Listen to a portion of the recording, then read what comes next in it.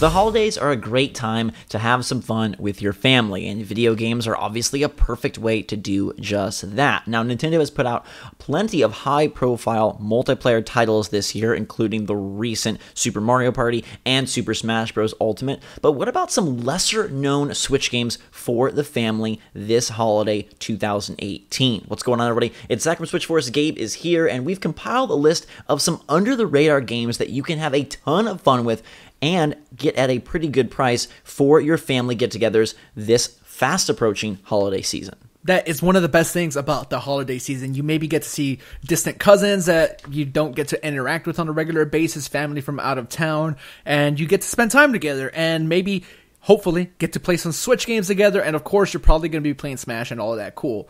But what about some like lesser known stuff and maybe some stuff that isn't as expensive? And I feel like this list here is good just for that. Absolutely. Plus, like, you've probably been playing Smash. People have probably heard of Mario Party. If you really want to get people hooked and get them to all loosen up, get in the same room, and get together for a gaming party, then maybe something that you say, hey, this is super cool, you've never seen it, might be the way to go. We'll start with one that's a little bit more known, and that would be the Jackbox Party Packs, but I feel like they're still under the radar, especially when it comes to Switch. All of them are on Nintendo's Hybrid, and they're $25 to $30. Now, Party Pack 5 just released, and while it does have some gems, I will give a special shout out to Jackbox Party Pack 3. I think that might be the sweet spot for me and my family. All of those games are enjoyable for a plethora of ages, and that's the best part here, is that you just need a phone or an iPad, or heck, share a phone or a tablet with a family member. You can get your grandparents involved, young kids can be involved, teens can be involved. It's a pretty low-key way to get everybody going in the same room, and they still get to have their phones, so maybe it's even more encouraging for people who do not want to be away and are a little more shy. Yeah, and if you have a bigger family, you can include everyone for the most part. There's not a ton of limits as far as that goes. It's going to be dependent on the game. But yeah, that's a really good pick right there. I've actually played some Jackbox with you during the holidays, Zach, and this is exactly the type of scenario we're talking about here. Yeah, it's literally the only video game that I can get everyone that ever comes over to my house involved in. And there's also the option to pick up Drawful 2 for $10. So if you've messed with one of the later Jackbox Party Packs and you're looking for a gem from an earlier party pack, Drawful 2 is fantastic. Also, Party Pack 3, housing Trivia Murder Party. I think that one is really fast-paced, really fun, and they are gamey enough to still be fun for us gamers and, quote, normal enough or more just interactive enough for anyone to really enjoy. Next up, we're going to move to Ultimate Chicken Horse, which I think kind of just slipped into the Switch eShop at $15 back in September. This is a phenomenal multiplayer title that previously released on other platforms, but it also came to Switch this year, and I don't remember anyone really talking about it. Yeah, it's one of my favorite games to play on PC with some other friends of mine. The online multiplayer is always a really good time. It leads to some wacky, insane scenarios. It does kind of lead to upset a little bit. I'm a sore loser when it comes to Ultimate Chicken Horse. And sometimes I do just like trolling people. If you have 4 players together and you are kind of just obscuring everybody from getting to that flag at the end, that in itself is a way to have a good time with it. Even if you're not the best at it, just make sure everybody else fails too. That's what I like to do. Yeah, and to set it up a little bit, you're placing different items and obstacles around the stages to try and make reaching the end as difficult as possible while still accomplishable, or as Gabe said, just completely impossible so that no one can win. It is very frenetic. I will say that this one requires a heck of a lot more skill, I think, to be enjoyable than something like Jackbox Party Pack. So while Jackbox Party Pack appeals to just about anyone under the sun, Ultimate Chicken Horse is probably going to be something that more gaming types gravitate towards, and if you want equality, you're going to need to have a baseline of skill. Yeah, but still, it's very simplistic controls. There's not a lot of complexity in that manner. It's just precision, I guess. You got to be a little bit more... Yeah, dexterity and skill. Now, if you want something that is really enjoyable for a group to play, and still very gamey, but doesn't require a whole lot of skill, I think Lovers in a Dangerous Spacetime is a perfect fit. This one actually released late last year. I just stumbled upon it last month, and it is so much fun. You're piloting a big ship along a 2D space scene, trying to suck up a bunch of space bunnies, unleash rainbows, and venture deeper and deeper into this world. And it's full of love, it's full of fun, and it's full of pretty frenetic action that is totally manageable. So each person is kind of manning a couple of different stations, whether it's guns, whether it's boosters, whether it's shields, and you can give people who aren't as familiar with games an easier job, or you could help upgrade their stations to make them feel like they're putting a lot of power behind their task. And then you could go and manage a lot of the more frenetic stations and make sure that you're keeping the ship afloat and keeping things going. I will say that it goes quickly from being a cakewalk to requiring a little bit of skill, which I liked. I loved that when me and my girlfriend played, we weren't just breezing through. There is and are moments where you will have to be good at it, and the more people involved, I think the more fun this one would be. Yeah, some of these games here, or actually most of them, honestly, are competitive. And I like that this one is cooperative and you get to have a good time. Communication is key, switching from area to area just to like be able to shoot at enemies coming at you from a different direction and maybe using different types of guns. It's all like really cool, and it does offer that cooperation that you see in games like Overcooked. Overcooked was a little too popular to be on the list here, but it kind of gives me the same vibe. Yeah, and this one I think disguises a lot of decent depth behind a very like fun and fluffy exterior. So while it is called Lovers in a Dangerous Space-Time and has very minimalist, cutesy art, there are upgrades, there are permanent upgrades, there are, limited upgrades, and with 2, there's a lot going on. With 4, you'll have a better control and management of your spaceship. With 2, it's pretty darn hectic, and it ends up being one of my favorite co-op games on the Switch, and you can grab that one, again, for $15 from the eShop. Let's move to something that I think completely slipped under the radar, Gabe.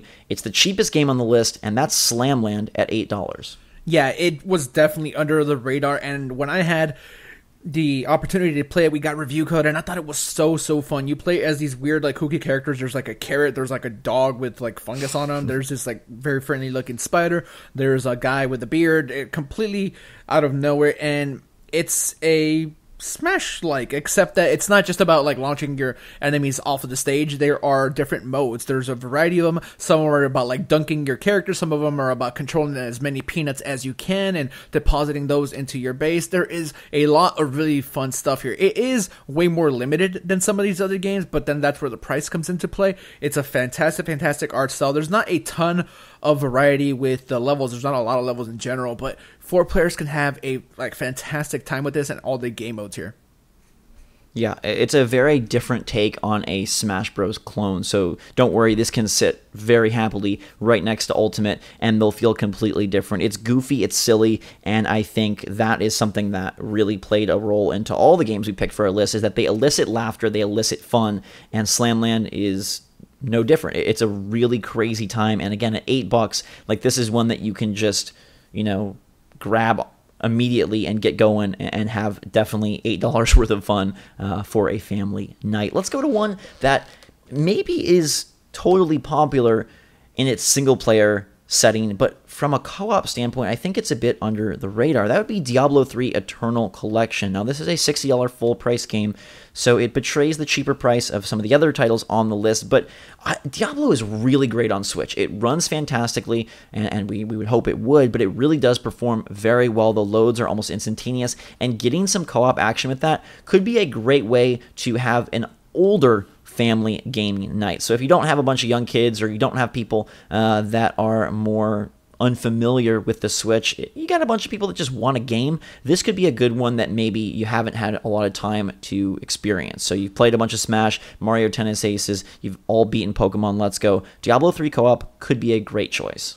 Look, Diablo is a pretty hardcore franchise. There's no doubt about that. But there is simplicity to the controls and the structure of it. And if you play on lesser difficulties, you can bring even people that don't play games regularly and still have a good time with it. Maybe this could be a good introduction to games with them. And again, I know that Diablo is a little bit of a hardcore audience and people think of it that way, but the Switch just offers the flexibility. Playing with single Joy-Con is very simple because you don't have a lot of buttons to begin with, and just overall that top-down RPG nature of it does lend itself to more beginner-friendly gamers to kind of have fun with it anyway. So that's a really, really good pick there. Yes, it is mature rated, just to note.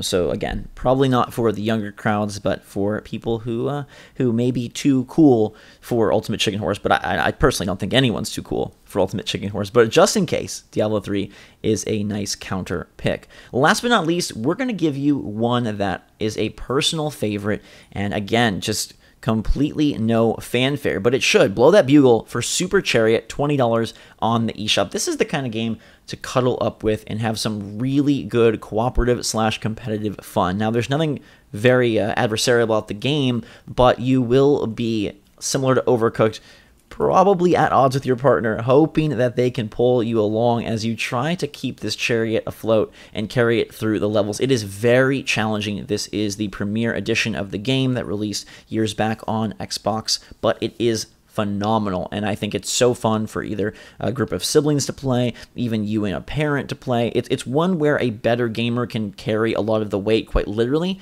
but you'll still require the help and the positioning of your partner to make this thing work. It's a great girlfriend, boyfriend, significant other game, and just in general, something that I think was completely slept on this year for Switch. Yeah, very cutesy looking game, and it's kind of understated. You already made note of this, but it's awesome that somebody that has a little bit more experience can kind of take the brunt of the action here, and the other person just learning along the way and helping out the best they can. It's phenomenal for the type of scenario we're talking about here. If you have like a younger sibling or cousin, someone that you don't see very often, and I mean you might end up mad at them. Kind of, if you get frustrated a little bit easy. But other than that, yeah, Super Chariot's a really good one.